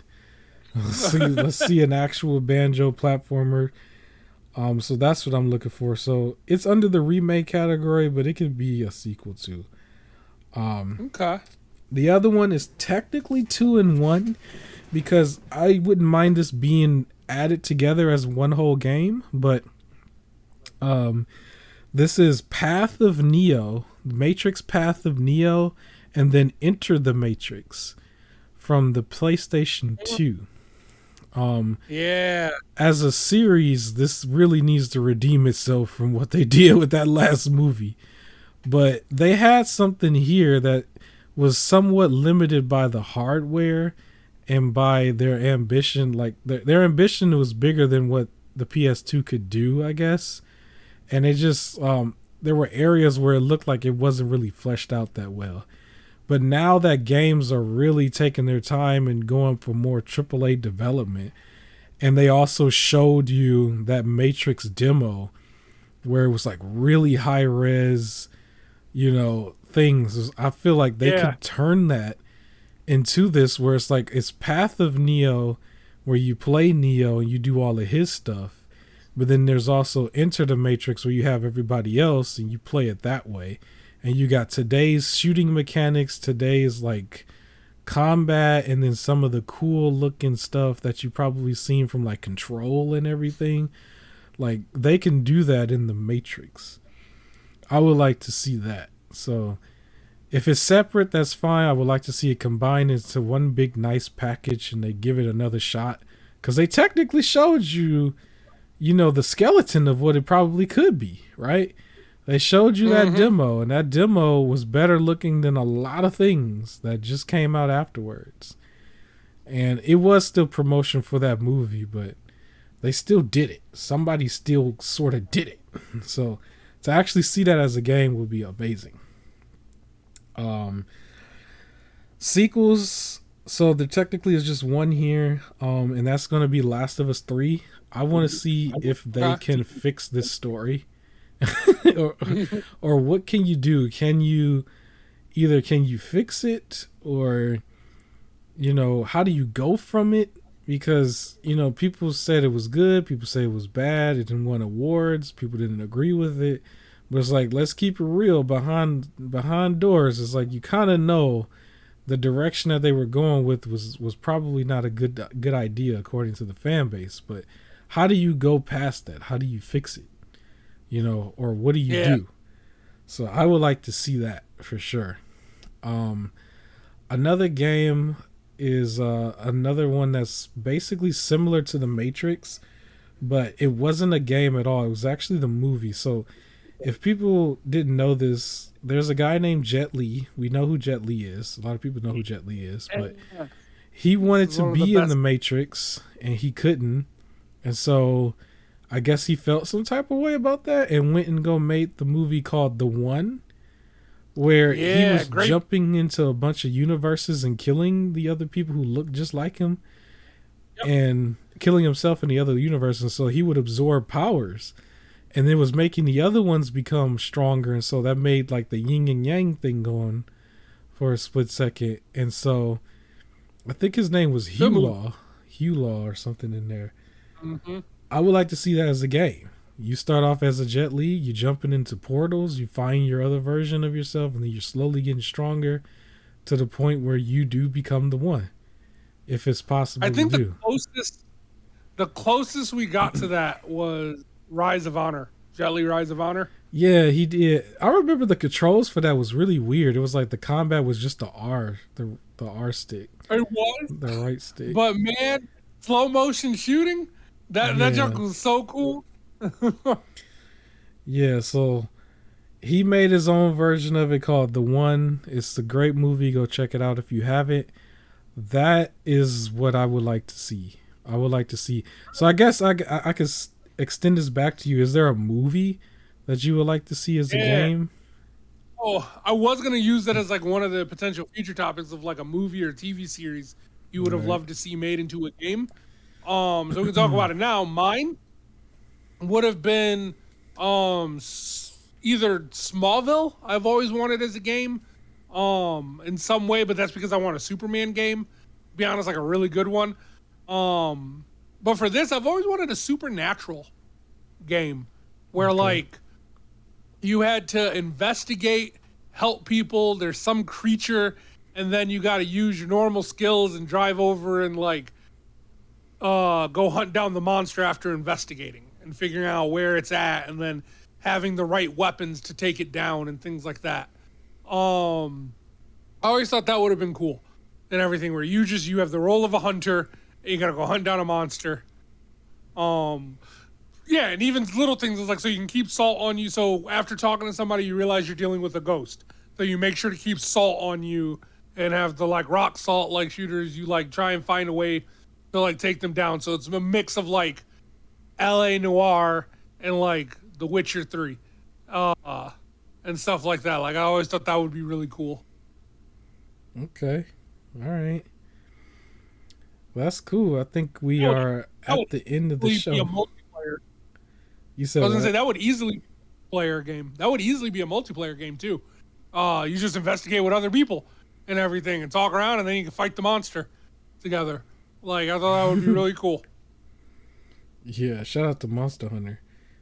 Monster Hunter World and Rise. Yeah. Yeah. And now we're about to get Monster Hunter Sand. Oh my god.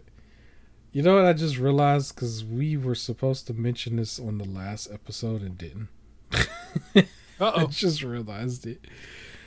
I guess we'll say this briefly. We found out, so this is pre-recorded for anybody who made it this far. So this is right after the last one, and we still somehow made it to 2 hours again. But we didn't mention that there was news of a new Assassin's Creed that was coming out. Oh yeah. And so I guess we Um. can say something briefly if you want to say something if you know. Yeah. So we'll have more about this in the future because I believe Ubisoft is going to be doing like a little show where they're going to be talking about their games now. Okay. And probably hyping up the fact that they're making that deal with PlayStation Extra or Premium where you get like an Ubisoft catalog. But they're releasing a new Assassin's Creed game. It looks like it takes place somewhere in the Middle East. I don't know, the Qatar is coming ahead. But I Okay. don't want to just say that and just be wrong. But the guy that they showed, he's wearing back to wearing like the white assassin robe, and they show him in the air, and he has the assassin spike in his hand, so it looks like it might be going back to a more I don't want to say grounded, but more of an assassin simulator than a historical simulator. They're Where going like, back to their roots.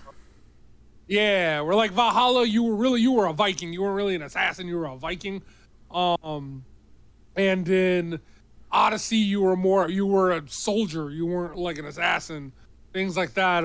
So they're going back more towards, like you said, the roots, and doing more of the assassin route with it. So We'll have more for it in the future. Once the show comes, I'll watch it for sure. And then I'm on my own back catalog of Assassin's Creed games. But yeah, Oh yeah. good so far. Yeah, so that's good. We got a lot of things to look forward to. I should also the next week have something else, an update, if not an actual impressions on the Megazord if it actually comes. And I'll let you know if I have a defect or not. If I do have the warranty as well. They still come with the 1-year warranty. It will be sent back and they will be fixing it if there's something wrong with it. So I'm not gonna mess up the packaging or anything, but that's all we got for you here. Hit the like button. They're gonna put a band-aid over the defect and send it right back to you. I'll be mad. I'll be mad. Only way I won't say nothing is if they accidentally send me a second one. So if they do, that would be crazy. That would be crazy. Because that would be the third time. And third time's the charm. Like, they do that again. I'll be so crazy. Like, yo, y'all just sent something out 3 times. But yeah, I think that I might, if depending on the quality of this, I might pre-order Dragonzord. And with Dragonzord, I might also pre-order the Ryu Ranger figure because I saw the pre-orders open back up for it as well. But I want to see the quality of this first, and then I might go ahead and do that. All of that is supposed to come out in January. I expect that to get pushed back too. But other than that, that's all we got for you here. This is the Rocket Launcher Podcast. Thank you so much if you made it this far. Hit the like button, subscribe, leave a comment. Any suggestions, we'll be glad to hear it.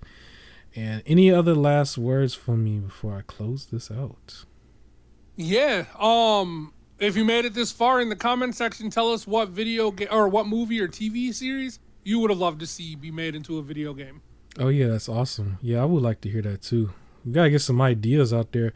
Sometimes I don't care if the powers that be steal these ideas, as long as they're good ideas that they make happen. Like, make it happen. Right. That's the whole point of me making that Solo Ranger video like a month ago or something. But yeah, that's all we got for you here. And remember, don't forget to wash the back of your ears. And we are out.